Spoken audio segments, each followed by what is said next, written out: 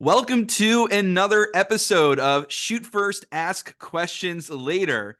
Today, we are joined by Rabbi Johnny Solomon, and we are going to be talking about what is unfortunately a very harrowing topic, a very relevant topic. We're going to talk a little bit about Pidyon Shvuyim and the recurring and really modern day question as well of redeeming captives in the modern state of Israel when they are unfortunately taken as hostage from the Jewish state.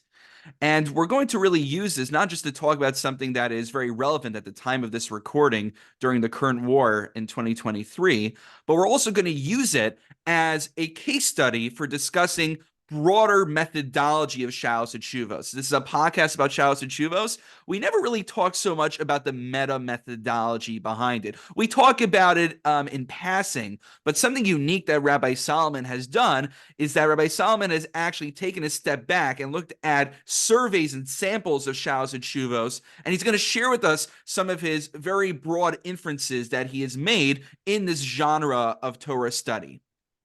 Now, Rav Johnny Solomon is a Torah teacher, halachic guide, and spiritual coach. He teaches for Matan, Herzog Global, Melton, and LSJS, and he works as the virtual rabbi, offering online spiritual coaching, halachic consultations, and Torah study sessions to men, women, and couples. Beyond this, Rav Johnny writes a popular daily insight on Daf Yomi. He is a contributor to the RZ Weekly podcast. He volunteers at Sechar to perform weddings for secular Israelis, and he is a posek for his local shul in Evan Shmuel. I admire seeing all the amazing Torah things that you do online. I think I always like to say on every podcast, this is the first such and such that we're doing. It's not the first tshuva of Aseh Lecha Rav that we're about to look at. Ironically, we're having two back-to-back episodes of Aseh Lecha Rav, though you can definitely remind our audience about him a little bit. But I think this is the first British representative that we are having on our podcast.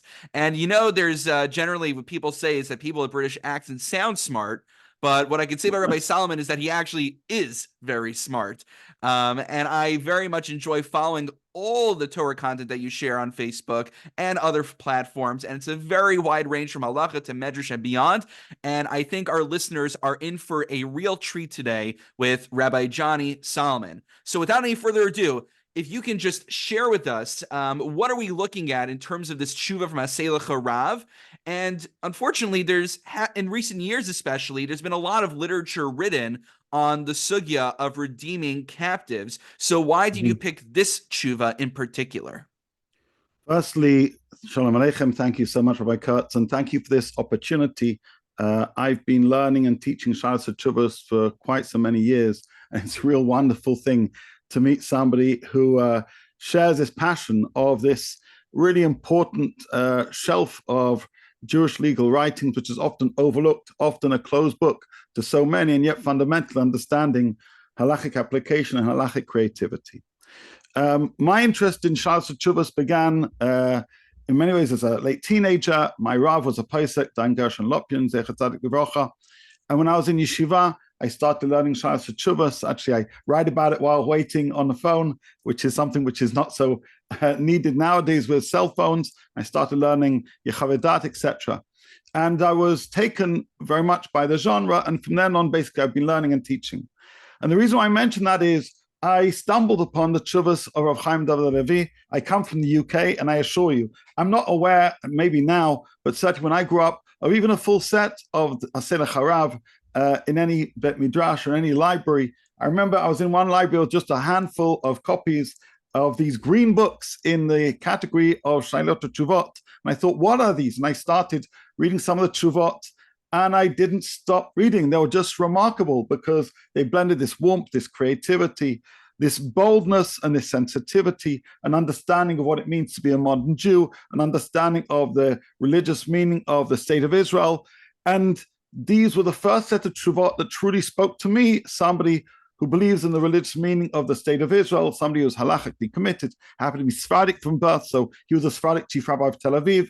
I have a certain interest in both Nigla and Nista, both classical rabbinic rulings as well as mystical teachings, and I found that in his writing. So already from the word go, Aseh Lecha Rav was just like, wow, I've now met somebody who is my teacher, notwithstanding the fact that by this point in time he was born in 1924, died in 1998, and this was just a couple of years before he died. And by the time I really discovered him, he'd passed away.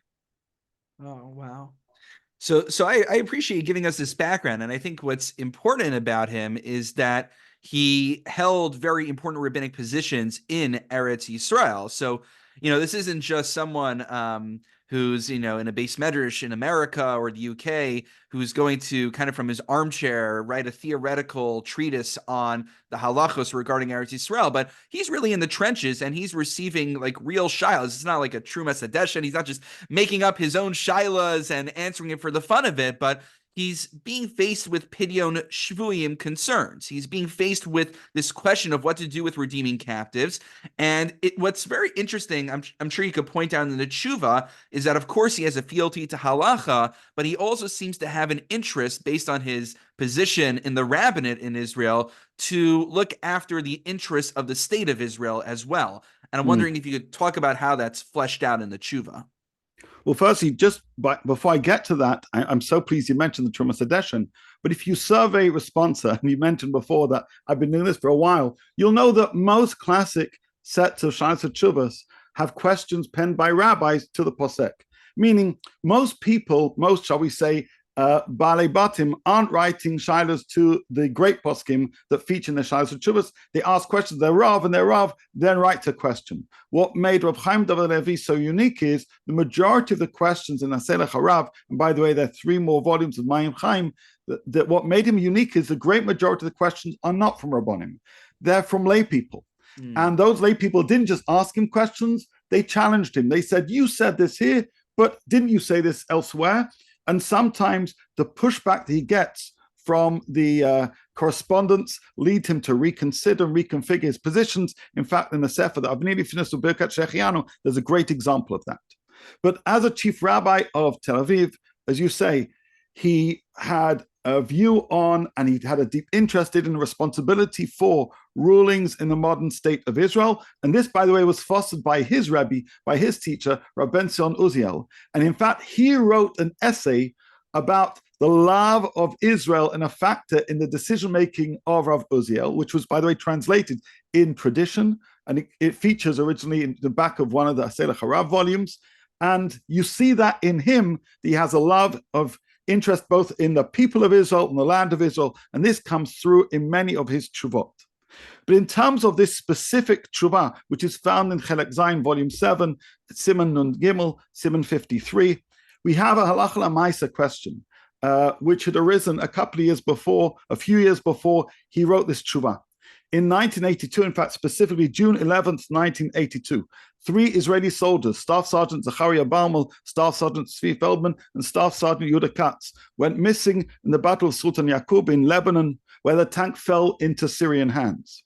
And over time, the Israeli government hoped to secure their release, and they started floating the idea of freeing our prisoners. In fact, of freeing specifically 1,150 our prisoners who were being held in Israeli jails in order to get these 3 soldiers back. And this idea started to gain momentum a few years after this event, around about 1985. Now, in response to this proposition, Rav Shlomo Goren, who had been the army chief rabbi and then Ashkenazi chief rabbi of Israel, who just retired in 1983, he wrote an essay in Hatzofeh based on the Mishnah Masechet Gittin, and he said, on no account can we allow this deal to be made, because we are taught in the Mishnah, En podenet shvuim yeter kedei mehem mipnei tikun haolam. We have a rule, we have a klal, in which sometimes a price is too much, and sometimes we mustn't play into the hands of the terrorists by paying too much in terms of money or paying too much in terms of prisoners. And so this was the background of Rav Halevi's essays, Tshuva, because he disagreed with Rav Goren. He disagreed with him on a number of points, but specifically on this point, he said, I don't agree with Rav Goren's reading of these sources, even though, admittedly, Rav Goren was giving the most obvious and, shall we say, face-level reading of the Mishnah Masechet Gittin. Rav Halevi said, I think the sugya could be understood differently. I think the sugya must be understood differently. Right. So just to understand Rav Goren's position, my understanding is, like you said, he's giving what we would call the pshat level interpretation. It says there in the Gemara that you can't pay an not extenuating, that's the wrong, exorbitant price. Mhm. And that's just a monetary price. But here, the stakes are even higher because it's not just simply we're paying a huge monetary ransom for these prisoners, for these hostages, but we're actually returning criminals back to those who are then going to come back and harm us again. So, Sinwar, who's busy leading Hamas right now, he was returned in not the most recent one, but in the Gilad Shalit prisoner exchange. So, Mhm. if I remember correctly, Rav Herschel Schechter, he has an essay in Be'ikvei Hatzon, and he makes an argument that this entire discussion is during what we would call relative peacetime in the Gemara. And even then, we have restrictions. But right now, and he argues since 1948, really, it's just been one huge extended Shas Milchama. We are Mhm. in one long, elongated state of war. There's more violent times, there's less violent times. So, how is it that during a time of war, we can give money and even give prisoners back to them, which will then turn around and then they'll kidnap more people and murder more people, Rahman al-Itzlan. So I'm trying to understand. I think Rosh Goren's position seems to be shot in the Gemara, like you said, and shot certainly in a situation like Israel faces today. So what exactly is Rav David Halevi's response here? How does he defend such an argumentation? Well, admittedly, Rav Goren isn't the only person who's read those sources in that manner. In fact, if you survey all the tshuva about releasing prisoners by different poskim over the last 50 years, 9.9 out of 10 reach basically the same conclusion because the Mishnah seems to be pretty clear. And though it gives two reasons as to why we should have a sensitivity about Em Podin, nevertheless, both lead to a conclusion that there is a price too high. But the whole question here isn't the reading the Mishnah. Baruch Hashem, of Chaim David Levi knew how to learn Mishnah, and so did Rav Goren, and so did other people. The question isn't so much what is the Mishnah saying, but what is our reality, and whether the case being described in the Mishnah is a case that we face, in this case in 1985, or perhaps nowadays in 2023, and in the years between. Because the point that Rav Chaim David Levi basically makes is arguably the state argument, the responsibility for civilians and certainly soldiers argument, and shall we call it the morale argument. In the case of the Mishnah, it was talking about individuals from Jewish communities who were taken captive for the sake of money, and those communities had a certain loyalty to those individuals, but they didn't have a sense of absolute responsibility. I mean, spiritual responsibility, yes, but no legal responsibility. If a person in your community is taken, you feel terrible and you want to do whatever you have to do to help them, but you're not liable and you're responsible of them being a citizen of your state or of your kingdom. Whereas according to Chaim David Levi, when you have a country, that government has responsibilities to its citizens. And especially when you have an army, that country has responsibility to its soldiers. And moreover, and this is the point which is really the true chidush and the tshuva, when you have an army, when your soldiers go to fight, and they feel that if they're caught, they won't be released, how they go to fight will be different. And so he makes the argument that morale plus responsibility of a government to its citizens and certainly its soldiers makes the reading of this Mishnah altogether different. This Mishnah talks about one situation, and the current situation post 1948, is altogether different when you have a government, when you have civilians, when you have soldiers, and when you have to concern yourself with this notion called morale. Right. So I think that's like a common theme you see among a lot of religious Zionist poskim is that many times when it comes to these questions of the Medina, it comes to war, they many times will change the framework and say many of these halachos we see govern civil law. They govern when the Jews are in the diaspora, when we don't have our own country. But when we have to rule our own country, many of the halachos really just don't have application to these kind of circumstances. And I want to read for you, this is on page 85 in the packet you gave me on the bottom. I want to just read for you the paragraph on the bottom and get your take on it. He says something which I think sounds very radical. He says, "Zehaya kochem shel chachmei Yisrael hakadmonim lechadesh halachos al pi hayirum shezdamnu derechayim halumiyim."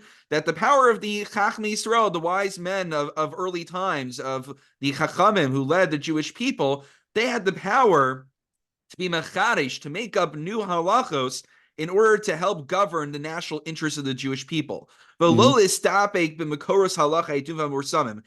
not just to suffice with well-known documented halachos. And it's not just Chazal, it's not just the rabbis of the Talmud, Elagam Gedoli Harishonim.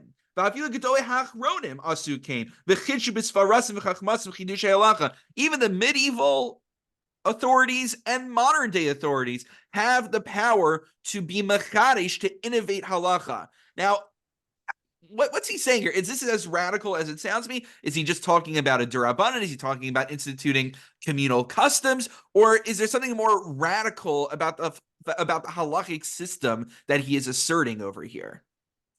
Well, overall, Rav Chaim Levi was a mechadesh. He was somebody who was prepared to write innovative rulings. He was the first to talk about how it should be forbidden to smoke, first to prohibit fur. He was somebody who was happy to say things first. He wasn't afraid of criticism from peers who may not necessarily held his view.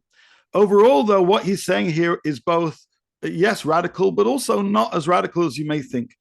Previously, he references a Ma'aseh of Rabbi Yoshua, which Tosfos brings. He also quotes a Tshuva, the Radbaz, and he makes it clear that the Mishnah is a rule but which has exceptions in exceptional circumstances. And we need to understand, therefore, the situation, the circumstance. And that's the whole notion of being a posek.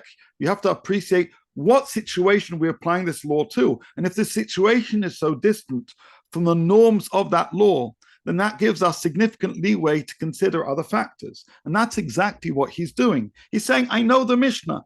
And if you are a traveler and this is what happens to you, then it's not much more than to apply the Mishnah. But when you're a soldier, and as I say, the government has responsibilities for you, and you have responsibilities towards the country in terms of how you fight, this has a ripple effect on the considerations or the implications of how we apply Jewish law. And so he's teaching us a lesson about psika. You mentioned religious Zionists. That's somewhat true, but I want to mention just two sources which aren't this particular tshuva, but I collated in this booklet on overlooked considerations in Psak Halacha. Firstly, we've just been in the midst of war. I mentioned, or you mentioned beforehand, that I'm a posek of my community. And in the first Shabbat during wartime, and I live 20 kilometers from Gaza, so really very near to the battlefield. My house shakes whenever we got bombs and explosions. We've got soldiers all around, etc., planes flying overhead. We were told to lock our doors up first Shabbat. It was very scary. But so what do I do for my community when guiding them in terms of Hilchos Shabbos? Now, most people would think, well, we know Dinei Pikuach Nefesh, so all we're doing is applying Dinei Pikuach Nefesh. But there's a methodological error there, because you know Dinei Pikuach Nefesh for you as a Yachid. But in fact, most people do not know Dinei Pikuach Nefesh for a rabbin, for a society. And Rav Emma Cohen has a whole volume of tshuvot about in Badei Haron on Pikuach Nefesh, which he introduces by saying, almost every source we have about Pikuach Nefesh talks about the individual. What we need to do is consider how Pikuach Nefesh applies when we're dealing with a wider situation, a societal situation, because rules change. And we find that precedents teach us that rules change, but we've often overlooked those precedents because they've not necessarily been relevant. So when I gave the Netunim, the recommendations of my community about how to behave, and we've got guards doing guard duty, lots of things, there are reasons to need to use phones and open gates and do all sorts of things and continue to do so. Those recommendations don't just emerge from the Pikuach Nefesh from a Yachid perspective, but instead a broader thing. And I'll just say one further thing on this point. I'm a big fan of Dayan Shlomo Dechovsky and his third volume of Lev Shomer Shlomo, which was recently published. He has a biting critique on some parts of the Jewish community and how they behave themselves during Corona. And the reason for doing so is, he says, you were applying attitudes towards Limud Torah of a Yachid, in a time of a global pandemic.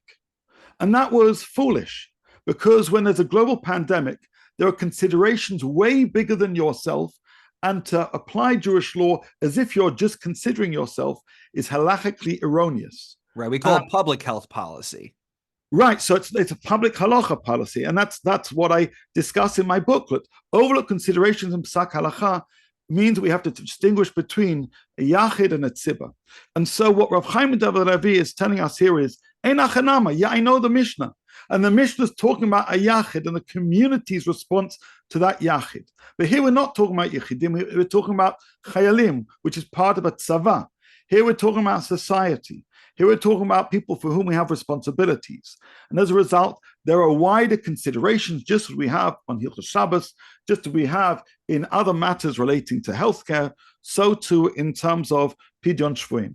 Right. And I think one of the sources that I recall gets cited in this discussion is the Minchas Chinuch, though it seems to push in the opposite direction. Minchas Chinuch asks, wait a minute, how could we ever engage in any war to expand the territories of Israel or etc.? Isn't that pikuach nefesh? So he says, well, pikuach nefesh, the way you think of it, generally governs the individual. Yeah. It governs citizens. But by virtue of fighting in a war, unfortunately, the reality is people perish in combat.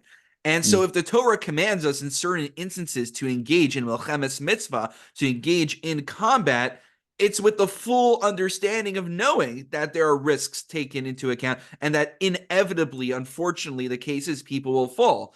But there's a separate Shulchan Aruch almost for governing when it comes to the military there. And I would think that Minchas Chinuch is really a model for not just vis-a-vis the military, but vis-a-vis, like what you're saying, governing a society writ large. 100%. And that's why Rav Emma Cohen and Dain Daichovsky elsewhere talks about risk. In principle, I myself am not allowed to put myself in unnecessary risk as a civilian. So, for example, in the first few days after the horrific massacre in those Yishuvim and Kibbutzim, just a half an hour from here, I said, I want to go there. And the fact was, there were still snipers in the area. And I said, I shouldn't. I don't have a justification. But of course, all the Chayalim who are here are going. So what's their het and I don't? The answer is, because they're Chayalim. And their risk-taking is permitted al smach for the sake of basically national interest, national protection. Meaning you can put yourself in the line of danger when you're a soldier, when as an individual, you may not. It is absolutely prohibited. And that's just one example of many. Right. Well, one important thing I want to, I wouldn't call even pushing back, but just pushing for clarification is I can understand that there needs to be perhaps a different framework for addressing the Jewish people as a national unit and taking national interests into account. But I think what becomes unclear to me is how do we go about doing that? You know, like if we're going to say, okay, these halachos govern the individual, do we just throw up our hands, say, Vanachlo Nedam Anaseh? Okay, I guess it's open season. We can kind of just make up things as we go, especially when the decision making, I imagine, you could tell me if I'm wrong, you're the one in Eretz Yisrael, but I imagine when the government is deciding whether to go ahead with a prisoner swap, I'm not sure if they have like the chief rabbi or if they have the posek hador with them who they're consulting to make sure that they are keeping in line with the halacha. So how is it that we see in Aseh Lecha Rav that he is defending the practices of the state of Israel? It seems almost like a post facto justification of a decision made by a government that is not necessarily going al pi halacha. So even if there is a national Shulchan Aruch that governs national needs, where are we pulling this out from? How do we know we're just not making up whatever comes to, springs into our head? How do we know that it's faithful to the Ratzon Hashem? That question of how do we know what's faithful to Ratzon Hashem obviously is a broad conversation, which I think is going to take more than the few minutes that we necessarily have. But that's still an incredibly important one.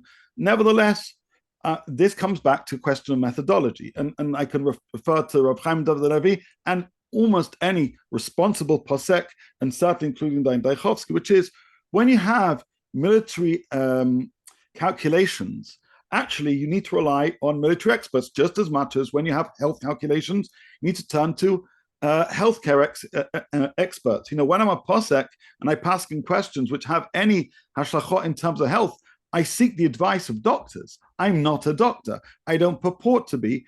And so really it's a combination of their knowledge and understanding of risk and my knowledge of halacha and understanding of risk, and that comes together. So too, both in this case and others, we need to know that, yeah, you could make that argument, but alternatively, you could say, actually, the government is exactly the ones who are in better place to make the decision. I'll just give you one random example, which I discovered 8 weeks ago at 2:00 in the morning when doing guard duty with a neighbor of mine who happens to be a prison guard, right? I'm doing guard duty. By the way, this is a grandson of Rav Moshe Tzuriel. If you know who Rav Moshe Tzuriel is, his grandson lives in my community. He's a prison guard, not far from here.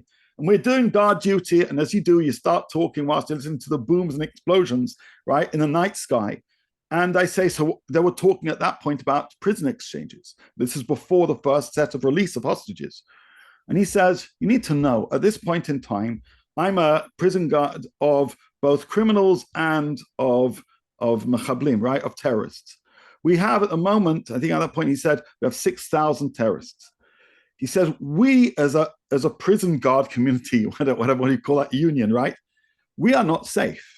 It's all very well and good talking about we should imprison all these terrorists, but we have a ticking bomb in our prisons themselves. Don't think that that's so safe, because having so many prisoners in our prisons, right, which have various different stresses and strains, is not good for us as a society, and there's going to come a tipping point where it's going to be devastating. So he said, my professional opinion, and this was nothing to do with halacha. And I said, so what do you think? So my professional opinion is we should get rid of some of those prisoners. We should give them back. I said, well, how about the risk? He says, well, at the moment we're at risk everywhere. You don't realize the risk we're carrying. And it just, the penny dropped by me listening to this individual and saying, there are factors I have no idea about. The factors of the conditions in prisons, which are pretty darned important when understanding that in our cities, we have terrorists who are planning things together. And yes, of course, we run a risk of releasing terrorists. We also run a risk of keeping them too. And so when you have delicate questions in terms of healthcare, mental health, questions relating to security, one has to seek the advice of experts, and the experts themselves inform the halacha. Of course, the halacha can't be compromised in response to those experts, but nevertheless, it should be dovetailed with it. And just interestingly, I said that Rav Halevi wrote his tshuva in response to Rav Goren. Well, if you look at that essay, Rav Goren, which was subsequently republished in Torah Medina, he changed his mind. He basically said, I kind of agree with you.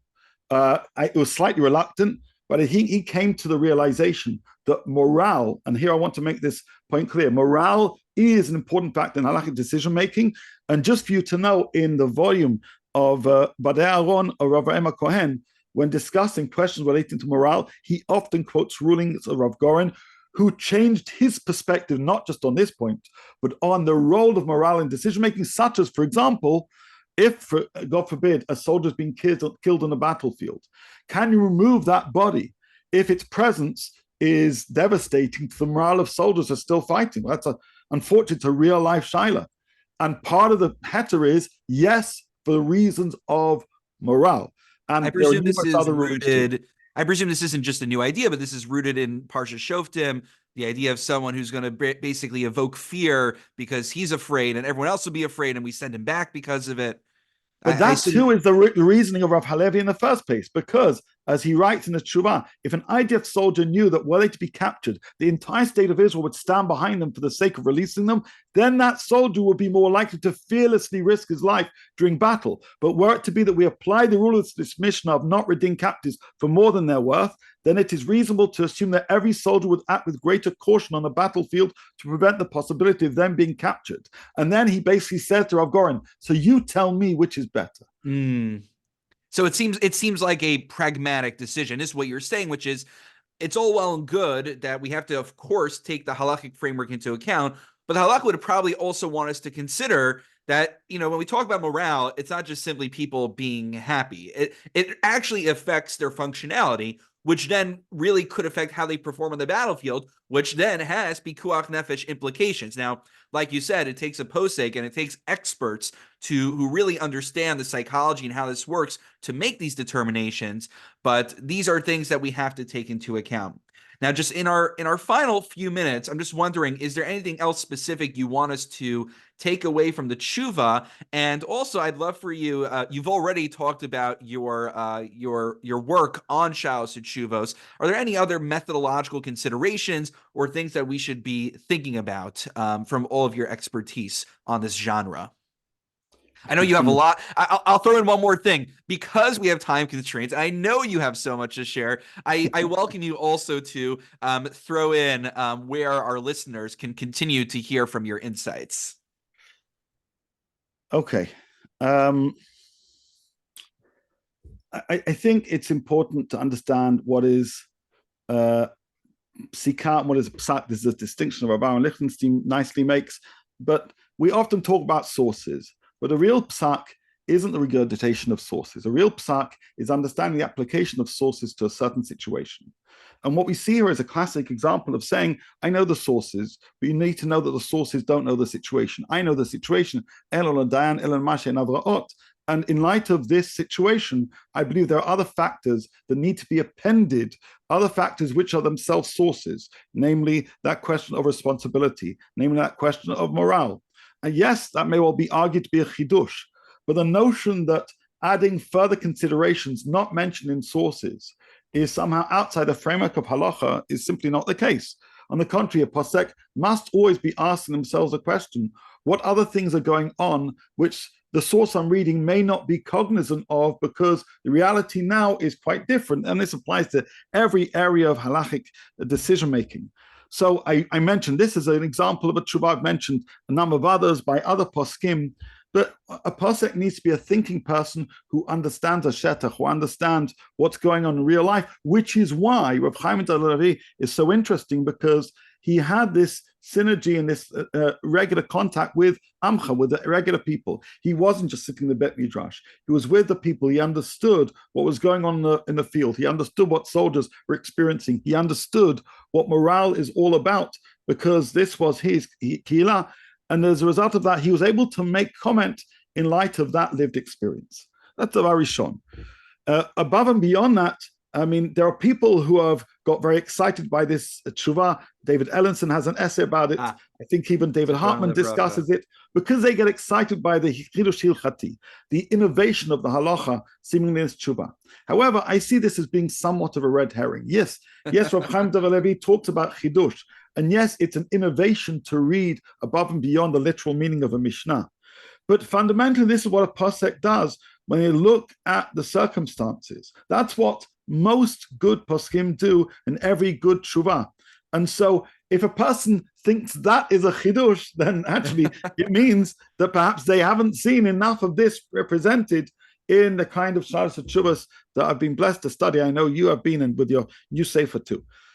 In terms of methodology, I mentioned that I've collated some tshuvot on this question of overlooked consideration in Psak Halacha, which includes a distinction between Yachid and Tzibur or morale and other things that a person needs to pay attention to. But I'd say one final thing. And I mentioned right at the beginning that I was lucky to grow up in a community with a remarkable posek, Dan Gershon Lopin, who was a Talmud Muvak of Moshe Feinstein, the grandson of Eli Lopin, had Shemesh with really some of the true greats. And it's only through Shemesh that you learn this. If you think you learn halacha through Sfarim, then one would be surprised and, truth be told, perhaps even shocked by what Rav Chaim Levi is doing. If you've had real shemesh with a real posek, you know that sechar involves the art of applying teachings with an understanding of reality. And that's why a posek needs to live with the people they help. They also need to be sensitive to the needs of those people. They need to make time to listen to the people they assist, which is what I try and do as a virtual rabbi. And in so doing, by appreciating those challenges, they're able to give them coherent, reasonable, thoughtful halachic guidance, which is true to the halachic tradition, but also resonant to the life being led by that person. Absolutely. Very well articulated, Rabbi Solomon. And I think what you're saying is that this, even though he uses the words of chiddush and innovation, what he's really doing is what poskim have always been doing, which is there's a changing metzias, there's a changing scenario, a new scenario we have to address. But we're really just trying our best to apply the age-old principles that we have in our halachic tradition already. And yes, that is a form of chiddush, but that's not a departure from being faithful to the tenets of the Torah. And so I just want to conclude by saying I know we discussed when we use Pidyon Shvuim and redeeming captives, of course, as a case study methodology. But of course, our prayer is and our hearts are with the captives, with their families, and with your community and all that you and your loved ones are going through on the ground right now. My prayer is that this should all be rendered lidrosh l'kabel sechar very soon. This should be rendered Amen. theoretical. And God willing, I hope even as soon as the time of the recording, I think there was a Rav Avadia tshuva where they were discussing also a prisoner exchange, and he said, by the time we finished deliberating it, we found out that the matter was solved. So my prayer is that it'll be the case as well for us. God willing, we should see Yeshua, we should see salvation for Amen. Klal Yisrael very soon. Amen. Amen. Thank you All so right. much, Rabbi Katz. Thank you, Rabbi Solomon. Take care. You too.